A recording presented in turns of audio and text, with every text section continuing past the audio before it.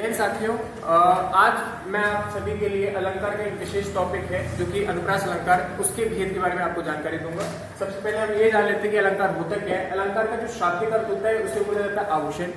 जिस तरीके से स्त्रियों के लिए आभूषण बड़ा इंपॉर्टेंट हो, वो उनके सौंदर्य को चार चांद कर देते हैं, उसी प्रकार से काव्य की जो शोभा बढ़ाते हैं उसे बोला जाता है अलंकार। ठीक है, ये जो केशवदास है इनको प्रमुख अलंकारवादी कवि माना गया है। अलंकार को लगभग 3 भाग में डिवाइड करते हैं। एक होता है शब्द अलंकार, अर्थ अलंकार और उभय अलंकार। यदि एग्जाम में पूछ ले कि अलंकार के मुख्य भेद कितने, तो आप बताएंगे शब्द अलंकार और एक होता है अर्थ अलंकार। शब्द अलंकार कितने प्रकार के होते हैं? 5 प्रकार के। एक होता है अनुप्रास, यमक, श्लेष, वक्रोक्ति और वीरसा। अब इस 5 को याद करने का मैंने एक कोड बना दिया था, जैसे अवश्य। आ फॉर क्या होता है? अनुप्रास, वा फॉर वक्रोक्ति या फिर वीरसा, है ना, शा फॉर श्लेष या फिर यमक। ठीक है, फिर अनुप्रास अलंकार को भी हम डिवाइड करते हैं, जहां पे वर्णों या वर्णों की जो आवृत्ति होती है, पुनरावृत्ति होती है, उसे बोला जाता है अनुप्रास अलंकार। अनुप्रास अलंकार 5 प्रकार के होते हैं। एक होता है छेद अनुप्रास, दूसरा प्रत्ययानुप्रास, तीसरा लाट अनुप्रास, चौथा श्रुत्यानुप्रास और 5वां होता है अंत अनुप्रास। अब देखते हैं इनको बारी बारी से। पहला होता है छेद अनुप्रास, जहां काव्यांश में वर्ण या वर्ण समूह 2 बार, मतलब एक बार आवृत्ति होनी चाहिए। जैसे कानन कठिन भयंकर भारी घोर राम हिम बारी बयारी। अब यहाँ पे आप ध्यान से देखिए कि जो का वर्ण है ये 2 बार रिपीट हो रहा है।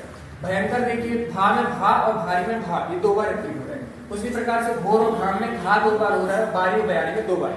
मतलब ये चीज जो है वर्ण या फिर वर्ण समूह 2 बार रिपीट होना जरूरी है। जैसे अति आनंद मगन महतारी, आ और आ की पुनरावृत्ति 2 बार हो रही है, माँ की 2 बार। दूसरी बात ये है कि प्रत्ययानुप्रास, दूसरा प्रकार होता है प्रत्ययानुप्रास, जहां पे काव्यांश में वर्ण या वर्ण समूह की अनेक बार आवृत्ति होती है। जैसे तरिणी तनुजत तट तमाल तरवर हो छाए, यहाँ पे ता वर्ण की पुनरावृत्ति 2 बार से ज्यादा हो रही है। कलावती केलीवती कलिंद जा, यहाँ पे जो कल है ना, ये कल जो लिखा हुआ है, कल जो है ये वर्ण समूह कहलाता है। इसकी पुनरावृत्ति 3 बार होगी, इसी वजह से इसको प्रत्ययानुप्रास में अलग है। तीसरा है लाटानुप्रास, जब शब्द या फिर वाक्य खंड की आवृत्ति उसी अर्थ में हो, या फिर शॉर्टकट में ये बोल सकते हैं कि एक ही लाइन को 2 बार सीधे लिख देना और कुछ थोड़ा सा उलट फेर कर देना, जिससे कि अर्थ भिन्न हो जाए। जैसे पूत कपूत तो धन क्या संचय, पूत सपूत तो धन क्या संचय, है ना। जिस प्रकार से पुत्र कपूत होता है तो धन क्या कमाना, धन बचा के रखना। यदि पुत्र क्या सपूत हो तो क्या धन बचा के रखना है, वो खुद ही कमा लेगा, खुद का कर लेगा प्रयास। फिर चौथा प्रकार होता है श्रुत्यानुप्रास, किसी पद में एक ही उच्चारण वाले वर्णों की बार बार आवृत्ति हो, यह अनुप्रास से अत्यंत प्रिय लगता है। ठीक है, देखने में आपको ये लगेगा कि अनुप्रास है, हमें इसके लिए थोड़ा सा डीप देखना पड़ेगा। जैसे दिनांत था वे दिननाथ ध्रुवते सधिनु आते ग्रह ग्वाल बाल थे। अब देखिए यहाँ पे ता वर्ग की पुनरावृत्ति हुई, ता वर्ग में कौन से ता था दा धा ना।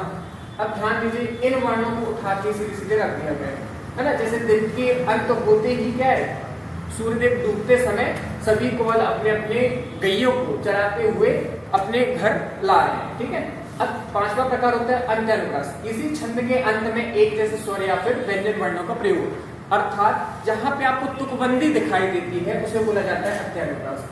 जैसे बुंदेले हर बोलो के मुंह हमने सुनी कहानी थी, खूब लड़ी मर्दानी कर तो झांसी वाली रानी थी। अब यहाँ पे लास्ट में जो वर्ण है थी और थी, इन दोनों की क्या है, तुकबंदी, मतलब एक समान जो वर्ण सीधे उठ के आ रहे हैं उसे बोला जाता है अंत्यानुप्रास। जय, मैं आपको अब नेक्स्ट वीडियो में आपको आगे शब्द अलंकार के और जो भेद है वो आपको बताऊंगा। जय।